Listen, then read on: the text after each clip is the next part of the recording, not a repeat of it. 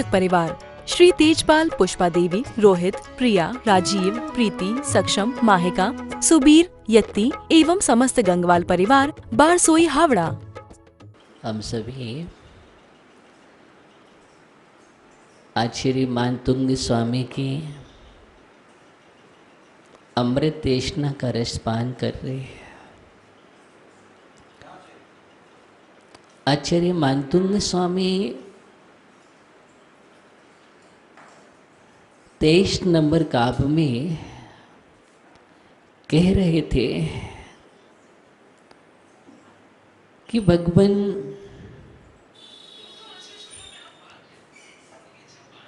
आपको मुनिजन मानते हैं। क्या मानते हैं? आप तेजस्वी हैं, निर्मल हैं, अमल हैं।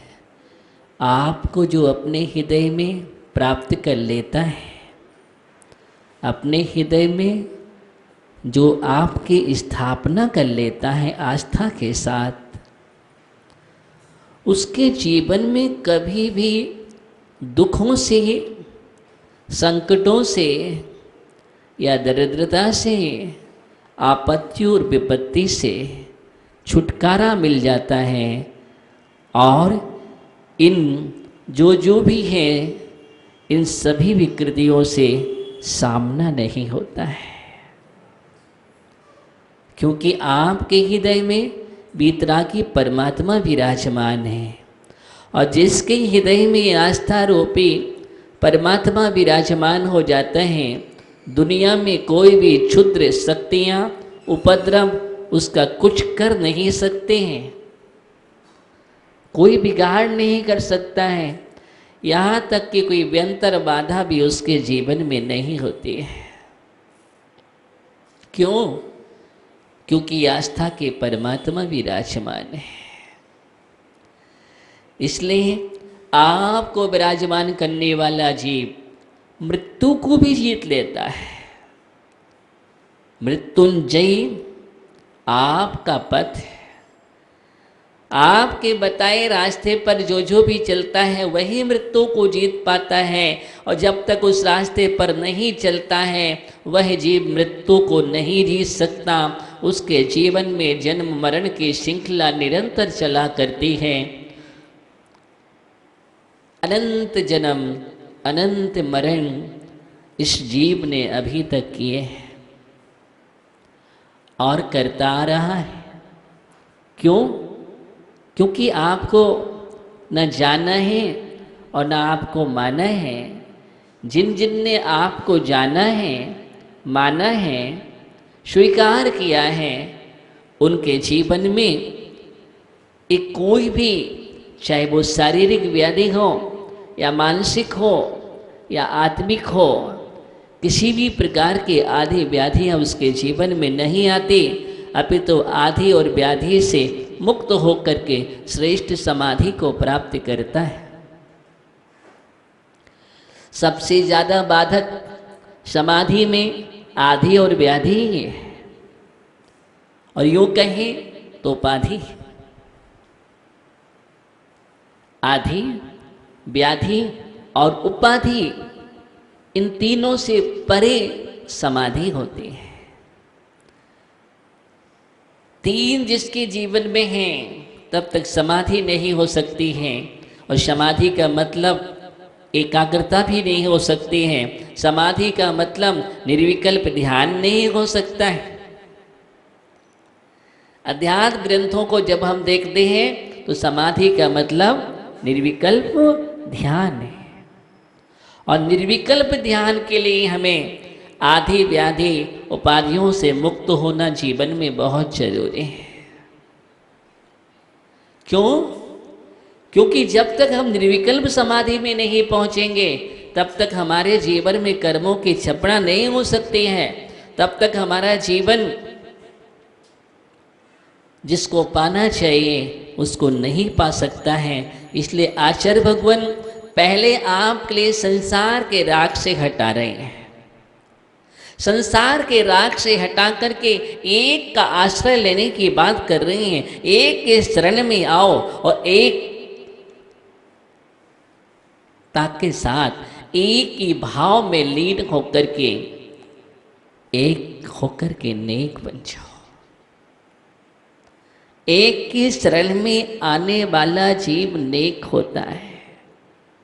एक की शरण का मतलब वीतराग शरण है। यहाँ ऐसा नहीं कि हम एक की शरण में पहुंच जाएंगे। एक मात्र वीतराग शरण। संसार का जो असोपयोग है उस असोपयोग से बचा रहे हैं आचार्य मानतुंग स्वामी। और असोपयोग से बच जाना भी सबसे बड़ा पुरुषार्थ है इस जीवन का, इस भव का। इस भव का अगर कोई आपसे पूछे कि सबसे बड़ा पुरुषार्थ क्या है, एक ही पुरुषार्थ है, अशुभ से दूर हो जाना। क्योंकि हमारा मन इतना संस्कारित है, इतना संस्कारित है अनादि अविद्या से। किससे? अनादि अविद्या से इतना संस्कारित है कि आपका मन बार बार अशुभ में जाता है।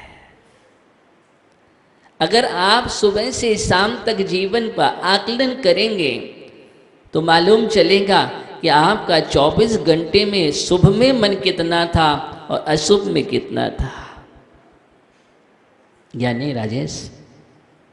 शुभ में कितना रहा और अशुभ में कितना रहा, तो मालूम चलेगा आपको कि हमारा मन शुभ में तो बहुत कम स्पर्श कर पाया है, बहुत कम, बहुत बहुत बहुत कम शुभ मन हो पाता है। सबसे ज़्यादा अशुभ मन रहता है। देखो ना, जो भी आपके अंदर जब जब भी राग द्वेष के परिणाम आ जाए तो कौन सा मन है?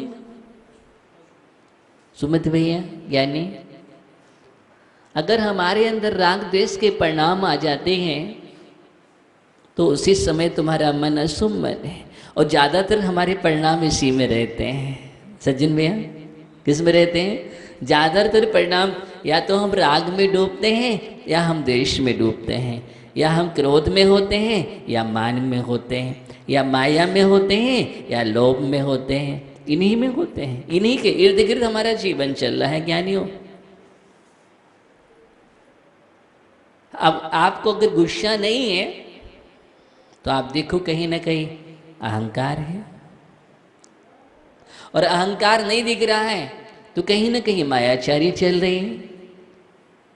ये विषय बहुत सूक्ष्म है, इसको पकड़ पाना बहुत सूक्ष्म है। आप ये सोचेंगे कि नहीं, हम तो कहीं मायाचारी नहीं कर रहे हैं। आप तो ये सोचेंगे हम तो कहाँ अहंकार है हमारे अंदर, कहाँ मान है, कोई गुमान नहीं करते हैं हम।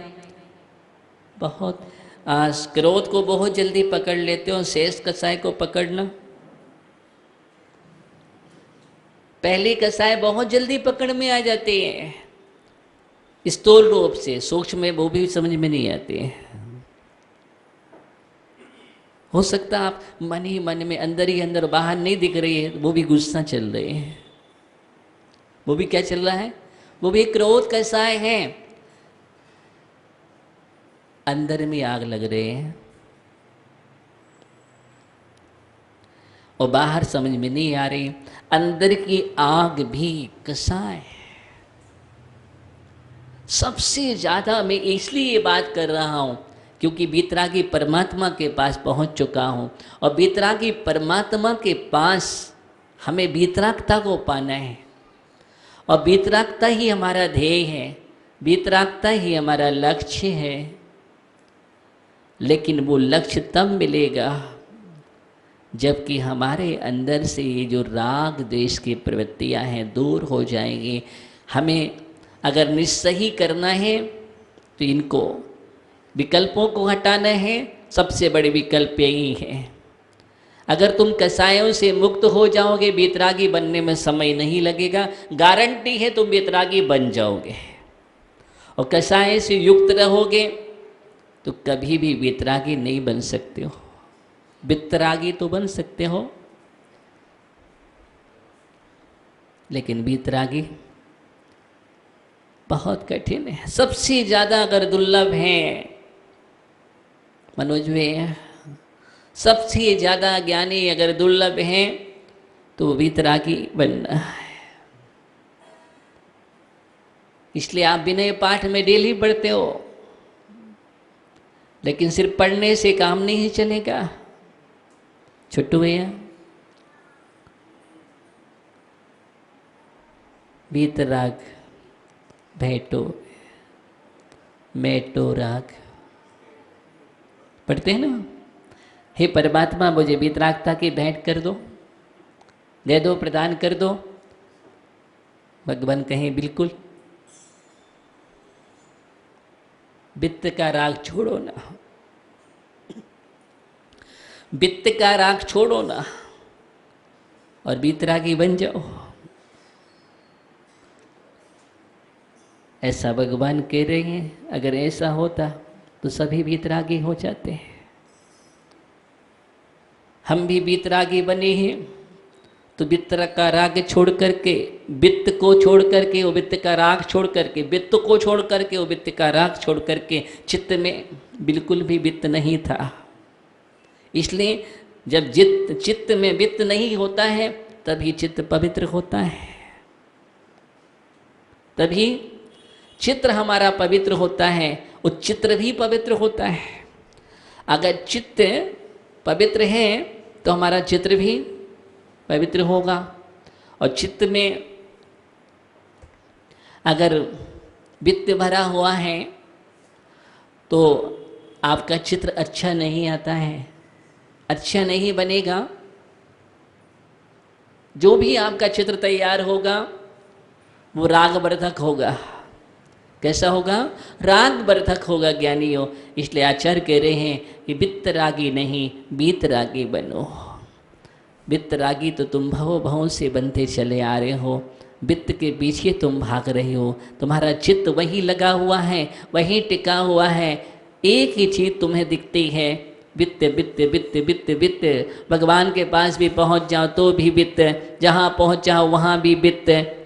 नहीं नहीं ज्ञानियों, आचार्य भगवान कह रहे हैं वित्तरागी मत बनो। चक्रवर्ती सम्राट जैसे भी हुए हैं, जब तक वो वित्तरागी रहे हैं, उनके चित्त में संसार रहा है तो वो उभरे नहीं हैं, वो नीचे चले गए हैं, अधोपतन हो गया है। चक्रवर्ती मालूम है 2 चक्रवर्ती नरकगामी हो गए हैं। लेकिन जिन्होंने छोड़ दिया है, त्याग कर दिया है, वही ऊर्ध्वगामी हुए हैं, वही ऊर्ध्वगामी हुए। 8 चक्रवर्ती निर्वाण को प्राप्त हुए। क्यों?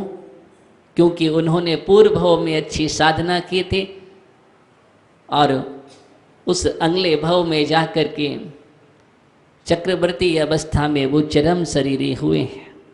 चरम शरीरी का मतलब होता है अंतिम शरीर। चरम माने अंतिम। अब इसके बाद कोई शरीर प्राप्त नहीं करेंगे। इसलिए ऐसी चरम अवस्था को प्राप्त कर लिया कि अब कोई शरीर नहीं चाहिए, अब वो शरीर अंतिम है। अब अशरीरी परमात्मा ही प्रकट होगा।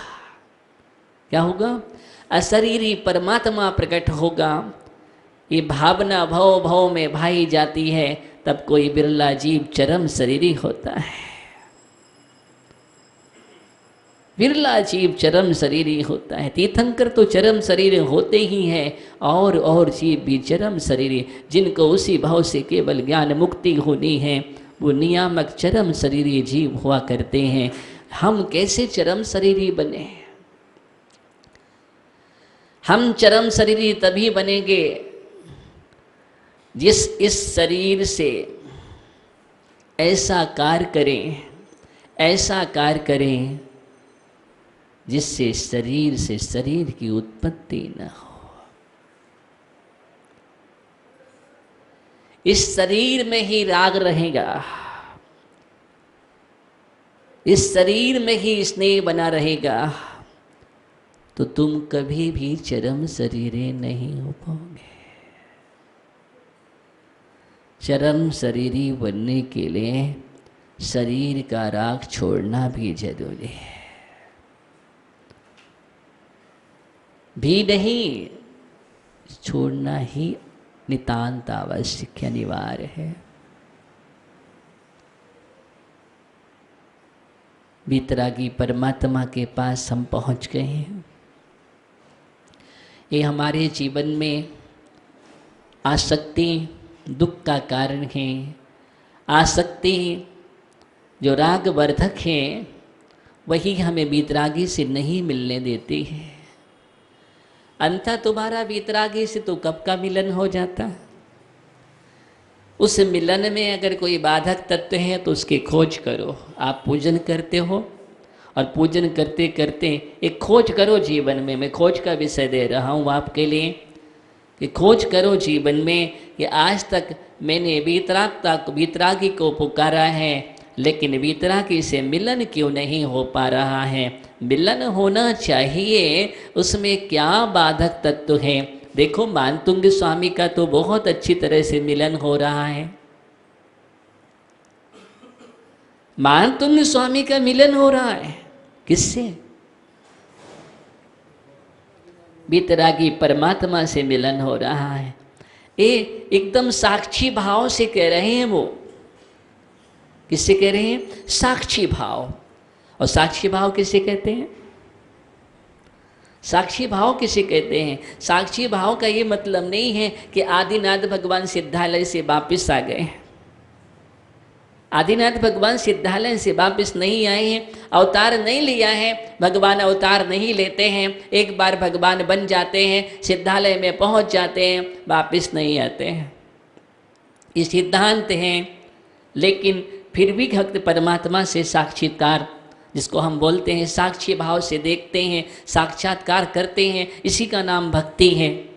भक्ति की परिभाषा यही है